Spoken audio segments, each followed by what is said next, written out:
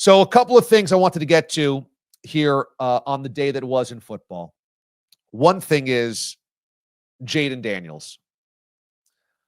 I really like Jayden on draft night.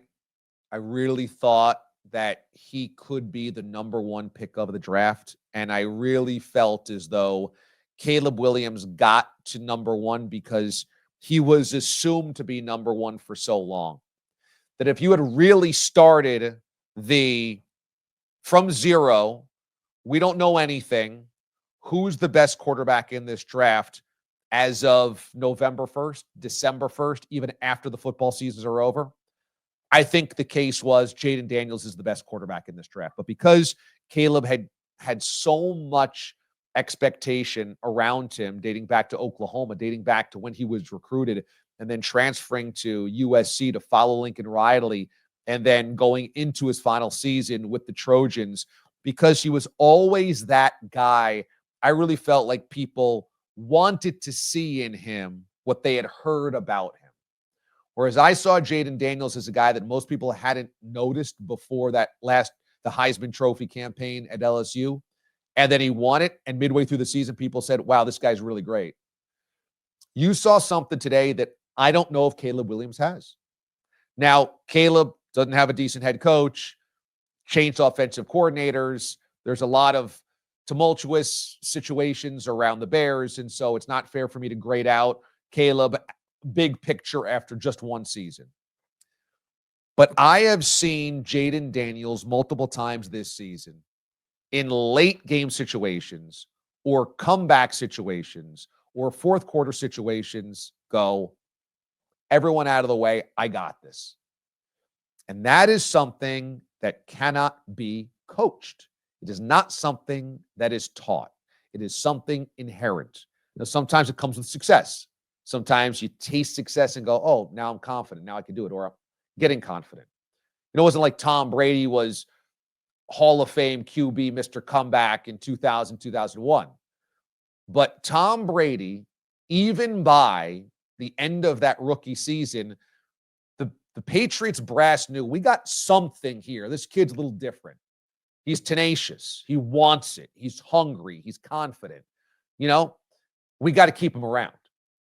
And when we get to the Super Bowl in 2001, there's a moment at the end of regulation where John Madden infamously says, I think they should just play for OT.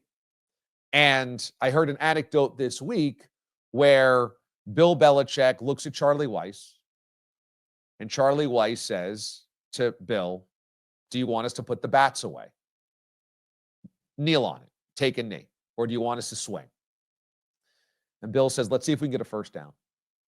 And they do, and then suddenly it's okay. Now, at that moment, Bill says, let's see, because there is something in Brady at that point in time. There is something. And once they get one first down, it's like, okay, off to the races. Let's see what the kid's got. It goes down the field, lines them up for the game-winning field goal from Vinatieri. Boom.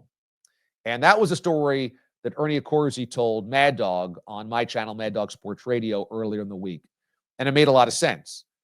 And I think that Jayden Daniels, I'm not saying he's going to be Tom Brady. I'm just saying that you have a certain thing late in games. Okay, we can do this. I got this. Let's go.